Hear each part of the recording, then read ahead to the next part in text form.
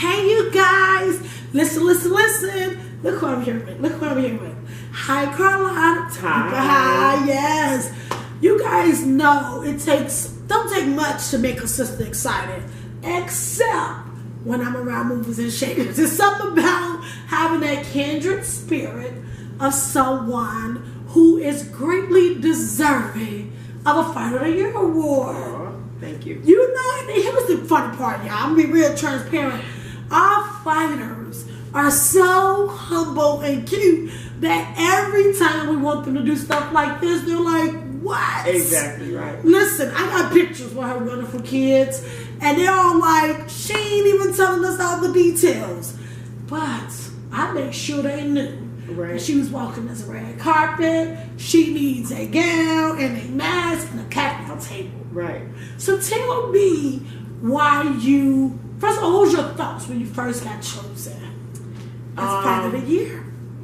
Because I remember exactly where I was at. I was in my car. I was driving. I finally made my husband stop because I finally got you on the phone. Right, I know, right? Okay.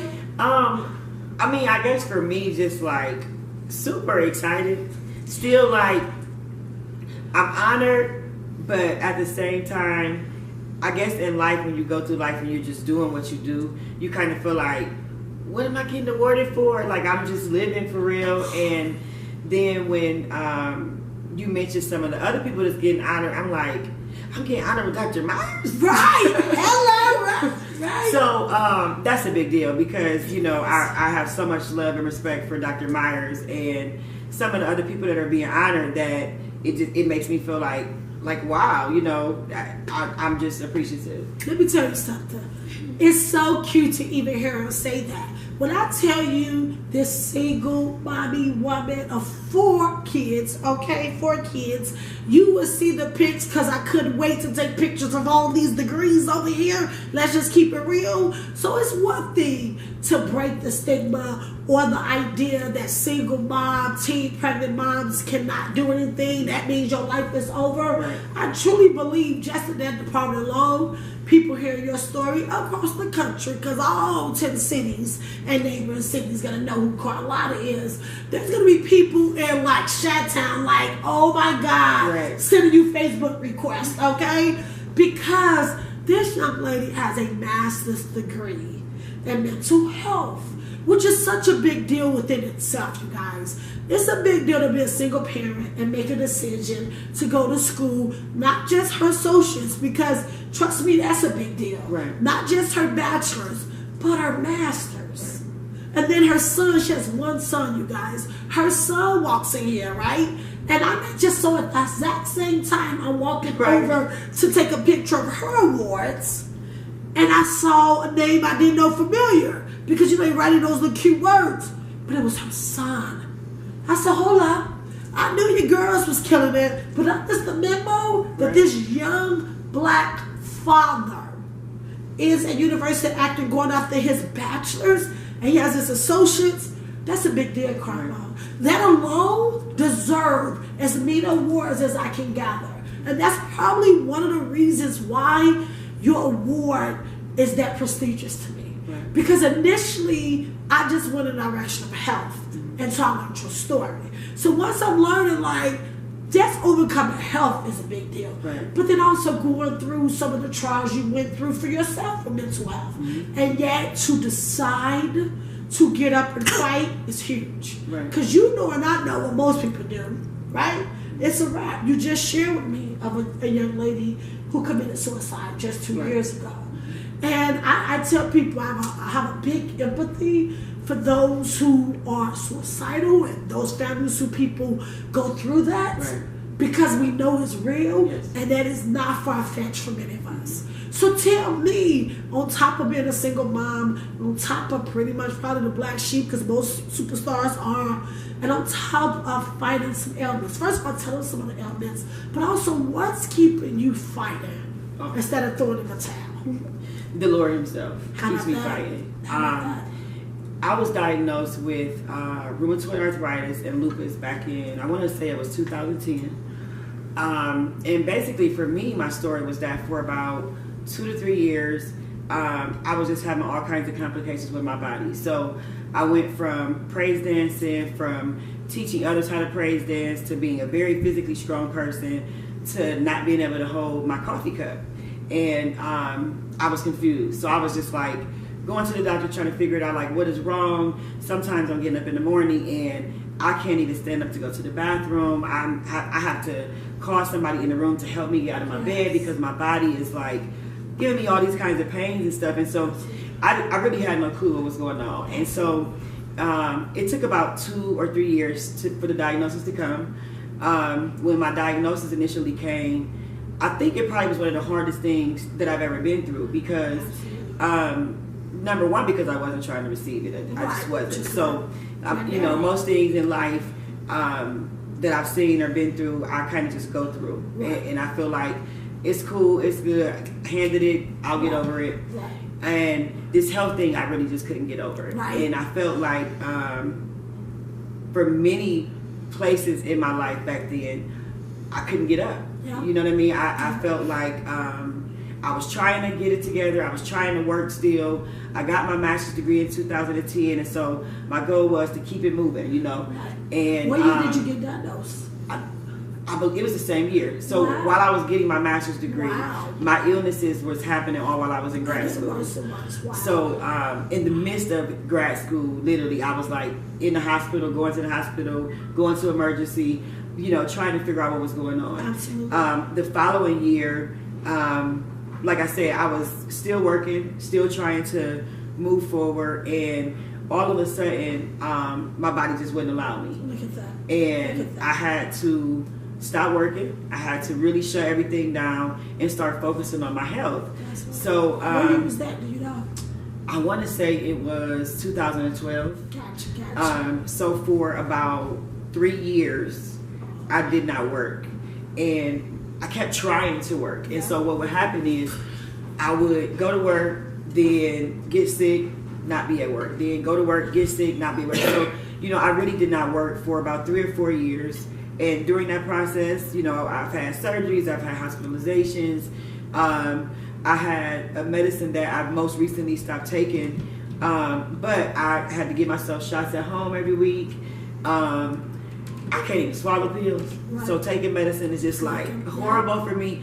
But honestly, during that time frame, of course, first it was God, but I had different experiences that helped me to just really fight through.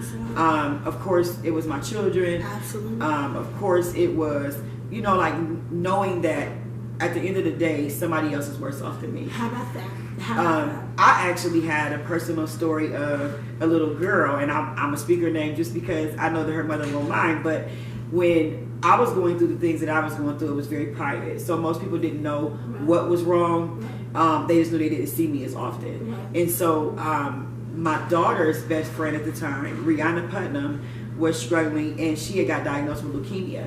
And she was only in like maybe 7th grade, 8th grade. She was a baby.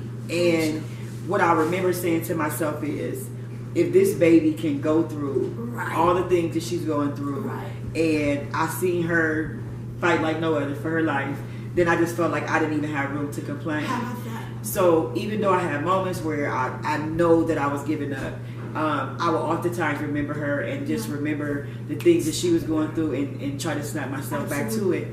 And then, you know, I had just different things that God would give to me, and I knew that I had to get past it. For me, it was not like an easy walk. It wasn't like everything just started going right, or even if everything is right now. But I always know that God has me, and I feel like the story that is probably most like me, and I'm gonna say unfortunately, but you know it's not. It is what it is the story of Job, because I feel like how did I do you say that, right? I lost everything. Like, I mean, you know, me and my children went through homelessness. I went through losing friendships, relationships. You know, I've had people say, well, you know, we haven't seen you, or we haven't went out to eat together, so we don't have friendships, and just all kinds of stuff. And in the midst of that, I'm literally fighting for my sanity. I'm fighting every day to just get up in the morning, you know, because I got pains all over my body, and at the same time, I'm trying to go service the community and keep doing what I'm doing with my own children, with other people's children. And in the midst of that, at some points, again, I felt lost sometimes, but God will always send a reminder. Absolutely. So whether it be a cousin, my mother, an old friend, whatever it be. I mean, it could be something. It's something as simple as something that you see on Facebook. You can be riding down the street. God has a way of reminding you of. Listen, like I'm going to cry because I promise you, one of the reasons why Carlotta had to be the one to be honored at this level, because the devil loves to make you think you're the only one. And for years, I did not meet another person who had my life. I don't even have to tell my story, even though I know a lot of you know it. All you have to do is replay this part and stick my little fluffy head on top of here.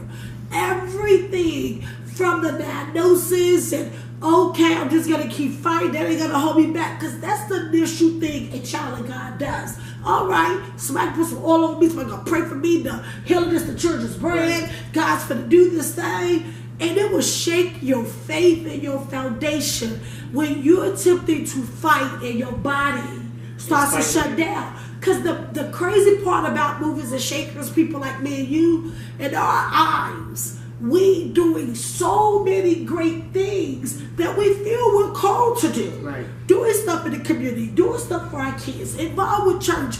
And listen, you have to walk this path to really understand what I'm saying. So take it with a grain of salt. I don't wish cancer, lupus, rheumatoid arthritis on nobody.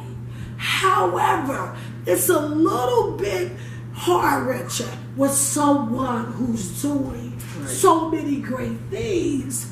Those are the things that get hit. Because in our eyes, people's eyes, it shouldn't be this low. Right. Initially, oh my God, here's some flowers, here's a rose, let me cook your food, let me pick up your kids. But when you realize it's a chronic illness, that it's probably not going to go away right away, that the world around you are kind of like, you still sick. Right. So it's fighting all those feelings. It's fighting all those mentalities. And once again, I had never met someone who had my exact story. Not just like, oh, only thing I can tell you to take out rheumatoid and lupus and put cancer, congestive heart failure. We good. You know what I'm saying? Right. So when I met you, which is on New Year's Day, was such a gift for me, I feel, because this is what this is all about. Right. It's saying that in order for a fighter like her to really get through, and like I keep telling people, I don't care how much strength you see, there's other moments where there's times when you do feel like giving up. Right. And I think people are so shocked when they hear me say that, because they go, not my kid, not this. But let me tell you something. When you've been a fighter your whole life and knowing that as long as you can get up, have air to breathe, you can go get it, right. You don't even think for 1,000,001 years your body will shut down. Right. Because as long as my body don't shut down, I can take anything that get thrown at me. Is that not the case? Right. That's what she was sharing earlier, y'all. It's like, okay, let me just keep happening. Because stuff been happening our whole life. Right. So we've been doing a lot of obstacles. Mm-hmm. So in your brain, you think it's just another obstacle. Right. Not gonna slow me down. Mm-hmm. Baby. Mm-hmm. When it comes to that body, your body is your cage. It's your jail cell. Right. Your mind. And it's hard to articulate to people what's wrong. Because it's at a level that it's not a cold and it's not a flu. And so they kind of go like, is it your stomach hurt? Right. Is your back hurt? What you mean you can't? Correct. So attempting to explain to people what's wrong is very difficult. Right. So I really want you to just touch on, I know we run a little time, we probably want second go around, because this mover and shaker, this fighter has truly found inside that there's greatness. And you have to get that hope back in order to become tenacious. Mm-hmm. And that's what happened when you want to throw the towel in. Right. And God said, not today. But can you touch on to the people what rheumatoid arthritis is? Because I think when people hear arthritis, they're thinking of something else. Right. Rheumatoid ain't like your cousin arthritis when it rains, your back hurt. Come on, baby. Come on through. So rheumatoid is literally an autoimmune disease. And so what that means is that my blood attacks other blood. You know, in layman's terms for me. My hands are curved, so like they go to the left or to the right or however they want to go.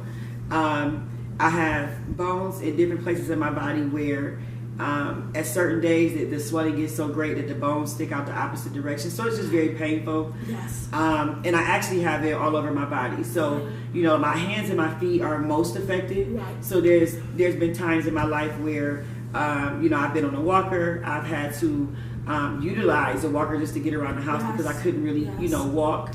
The bottom of my feet would hurt so bad sometimes that I couldn't stand up under the bed. Listen, because there's so much I want her to teach you and learn, I'm going to have a quick message. Come on, we're going to come back. Okay. Because my other ones may not get the second shot. But you, superstar, they got to hear this thing because we ain't going to play with you. We'll be right back, okay?